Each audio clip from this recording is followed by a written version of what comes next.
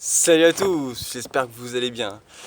Alors aujourd'hui je voulais vous parler d'un thème un peu particulier, je voulais vous dire à quel point j'adore être endetté. Mais c'est bien sûr une forme de dette différente, on va dire que c'est plutôt une dette énergétique. C'est pour ça que jadis, pendant mon voyage Facebook, j'avais créé un poème où je racontais à quel point j'avais hâte de pouvoir rendre à tous ceux qui m'ont si généreusement offert un passage chez eux, en échange de mes connaissances et tout ça, mais la plupart des gens préfèrent juste parler, délirer, échanger, voilà, plutôt que apprendre la musique ou d'autres choses. Et que c'est comme si c'était en un sens une dette karmique, une dette énergétique.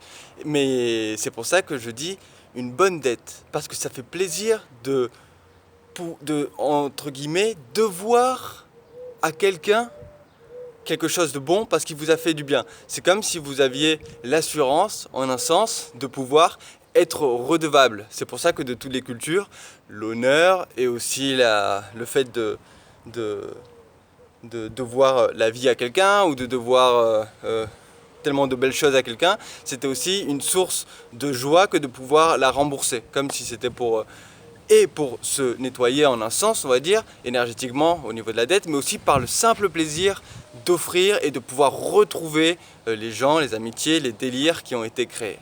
C'est pour ça que je voulais comparer cela, comme il dit dans les conversations avec Dieu, c'est une métaphore que j'aime beaucoup. Il dit que les amis, les vrais amis, sont comme de la vaisselle incassable. Le but, c'est de les utiliser. C'est pour ça que j'en revenais aussi à cet esprit de dette. C'est-à-dire, utiliser ses amis, c'est leur donner l'occasion de pouvoir vous aider et de pouvoir renforcer vos liens, en un sens. Du coup, les vrais amis, c'est comme de la vaisselle incassable. On peut toujours les utiliser, sans abuser bien sûr, mais toujours les utiliser pour qu'il y ait des échanges qui se fassent dans les deux sens et que la balle se renvoie et que ça crée du coup un lien émotionnellement plus fort.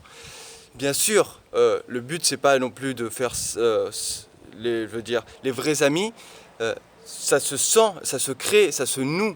Alors que je veux dire, quelqu'un qui va vous demander juste des services pour des services, bah vous allez l'aider au début parce que ça fait plaisir et que ça fait du bien d'aider. Mais quand il abuse, ça ne veut pas dire qu'il faut non plus se laisser marcher dessus. Le but c'est quand même de trouver un équilibre. C'est pour ça que je dis les vrais amis sont de la vaisselle incassable. Et en ce sens, ça dynamise, ça favorise le partage, les connaissances, et en plus, c'est comme si ça mettait à l'épreuve toute la véracité des liens, tout simplement. C'est pour ça aussi que parfois des amitiés se détissent et après beaucoup de temps se retissent par exemple parce que les énergies des deux personnes ont changé mais qu'elles se rappellent quand même des bons moments et qu'elles ont quand même des, euh, des plaisirs à pouvoir retrouver ce travail d'équipe, voilà, en un sens. C'est là où j'en venais au fait du karma, parce qu'on parlait du côté dette. Mais le karma, comme il dit dans les CAD aussi, de tête, c'est pas forcément quelque chose de négatif comme c'est vu dans l'Orient et tout ça, comme si c'était des dettes qu'il fallait rembourser, et que ça allait être dur et que ça allait se payer en sueur et en larmes et en sang, en un sens.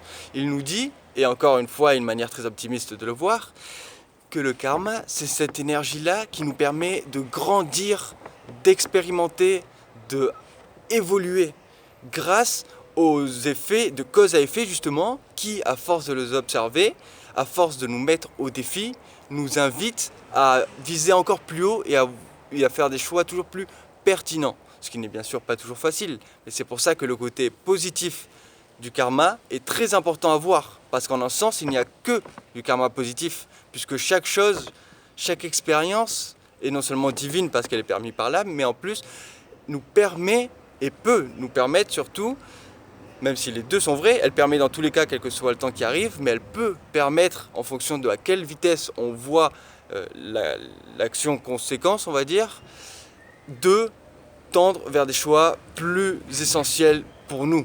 Comme disait je sais pas qui, à force d'oublier l'essentiel de l'urgence de l'essentiel. Bon, j'ai oublié la phrase, c'est pas grave. Mais bon, en gros, allons vers l'urgence de l'essentiel, c'est très important.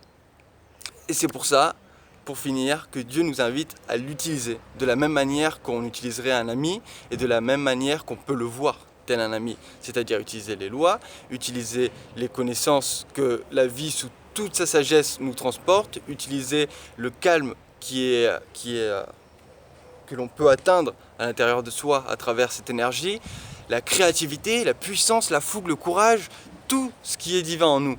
Comme il dit dans un des mantras, je suis totalement joyeux, aimant, réceptif, exalté et reconnaissant. C'est les cinq attitudes de Dieu qu'on peut, à travers tout cela, travailler pour nous-mêmes. Donc sur ce, je vous souhaite une excellente journée et à la prochaine. Bye bye.